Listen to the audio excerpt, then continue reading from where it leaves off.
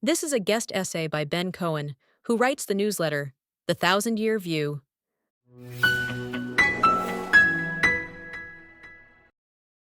The post-October 7th wars have brought renewed fervor to so-called anti-Zionism, a counterfactual movement to undo the creation of the Jewish state. But if we're questioning the legitimacy of Middle Eastern states, why stop at Israel? Said every country in the Levant was carved out of the Ottoman Empire after World War I. Each has borders that were drawn by European powers.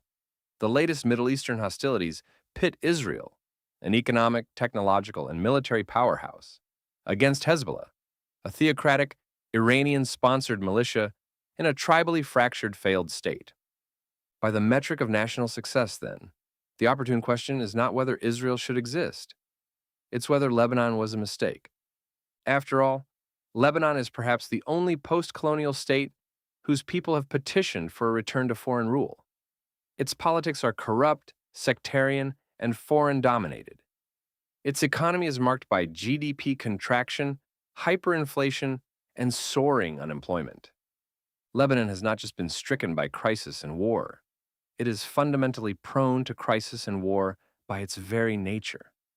Though it may be too late to undo the errors of its foundation, other countries can still learn from Lebanon's historic ongoing state failure. Today's map of the Middle East was largely drawn by Britain and France after their victory in World War I. The Ottoman Empire, which formerly controlled most of the region, had sided with Germany and Austria-Hungary and was dismembered as a result. As historian David Fromkin noted, what was real in the Ottoman Empire tended to be local. A tribe, a clan, a sect, or a town was the true political unit to which loyalties adhered.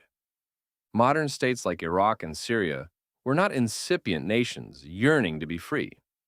Instead, they were created as European, technically League of Nations, mandates to reflect European interests. Jordan, for example, largely originated as a consolation prize for the Hashemite dynasty, which had sided with the British, but was driven out of the Arabian Peninsula by the House of Saud. The British formed so-called Palestine out of several different Ottoman districts to help safeguard the Suez Canal and serve as a national home for the Jewish people, per the Balfour Declaration, which was partly motivated by a desire to win Jewish support during the war. Insofar as Palestine's Arab population was politically organized, it called for incorporation into a broader Syrian Arab state. Lebanon had a more substantial raison d'etre than many of its neighbors. The French were the traditional champions of the Maronites, a Christian ethno-religious group located around Mount Lebanon. Following sectarian conflict, Western pressure led to the creation of an autonomous Maronite district within the Ottoman Empire in the 19th century. During World War I, the Ottomans massacred their empire's Armenian population, which gave renewed impetus to the need for Western powers to protect local Christians. In 1920, Lebanon was subsequently founded as a Maronite-dominant enclave under French control. Yet, for historical and economic reasons, the Maronites urged, and the French granted, the creation of a greater Lebanon that extended beyond their Christian and Druze mountain redoubt. Thus, the Mandate of Lebanon included substantial Sunni and Shiite Muslim populations. According to a 1932 census, its population was 51.2% Christian, 22.4% Sunni, 19.6% Shiite, and 6.8% Druze. The Lebanese political system was explicitly designed to reflect the country's sectarian divisions. Per the 1943 National Pact, the Maronites were granted the presidency, command of the armed forces, and a parliamentary majority. The Sunnis had the role of prime minister, the Shiites were given Speaker of Parliament, and the Druze and Greek Orthodox Christians were promised lesser positions. The Lebanese Civil War from 1975 to 1990 brought the country's internal tensions to a boil. The poor, faster-growing Muslims resented the Maronites' political dominance, which was guaranteed by the National Pact, but reflected an outdated census. The National Pact had promised that the Maronites wouldn't seek Western intervention, and that the Muslims wouldn't aspire to unite with other Arab countries. Yet, geopolitically, Maronites sided with the Western world. Sunnis and Pan-Arabist Greek Orthodox Christians turned to their Arab neighbors.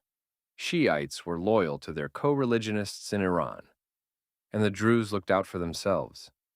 An influx of Palestinians ensnared Lebanon in the Israeli-Palestinian conflict and further complicated the country's demographics and foreign loyalties. A coalition of Muslims and leftists demanded a new census and constitutional changes.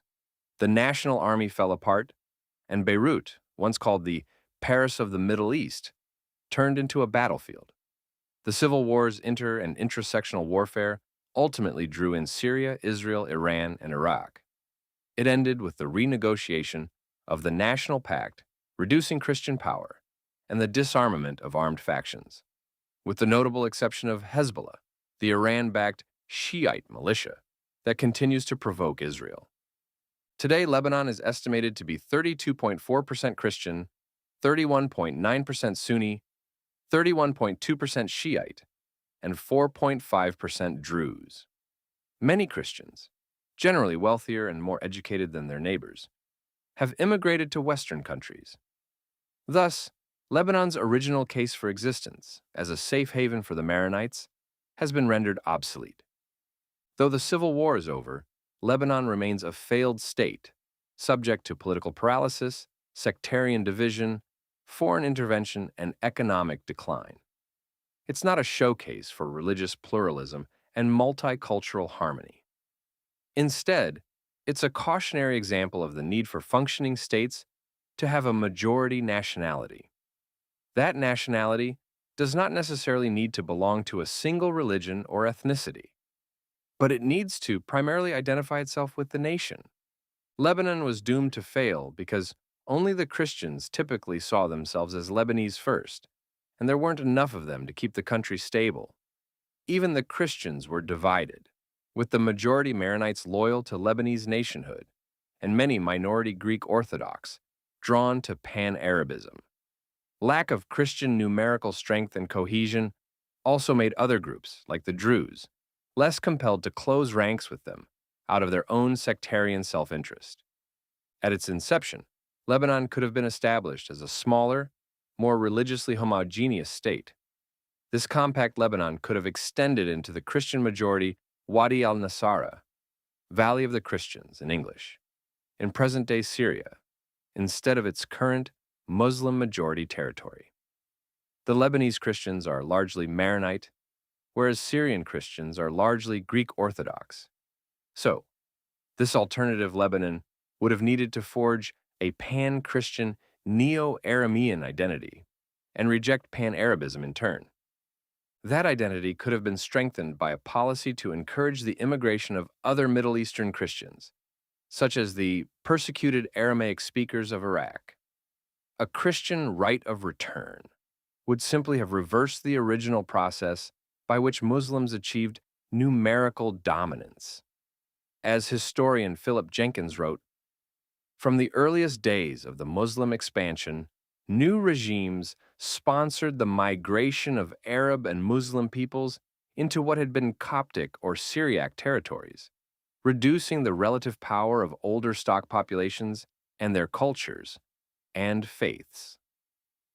A homegrown Christian Zionism might have mitigated the dramatic decline of Christianity in the Middle East, from around 14% of the region's population in 1914 to under 5% today. The original impetus for Greater Lebanon was largely economic. The Maronites sought ports and more arable land. But there are no financial upsides to a collapsed country. A cohesive Christian nation-state would have been rich in human capital and pro-Western in orientation, a recipe for foreign investment and economic success. Lebanon's failure has immediate lessons for its more successful neighbor, Israel. Jews are a clear national majority outside of the West Bank and Gaza, but in the Holy Land as a whole, they are under 50% of the population, closer to Lebanon's Christians before that country's civil war.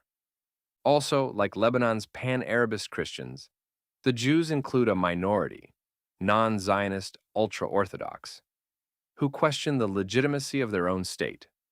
Jewish ambitions of a greater Israel like Maronite visions of a greater Lebanon, are thus doomed by demographics.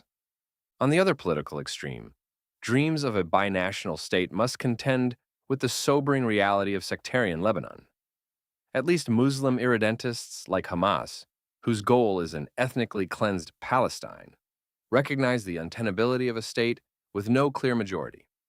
Lebanon is also a warning to the West more broadly.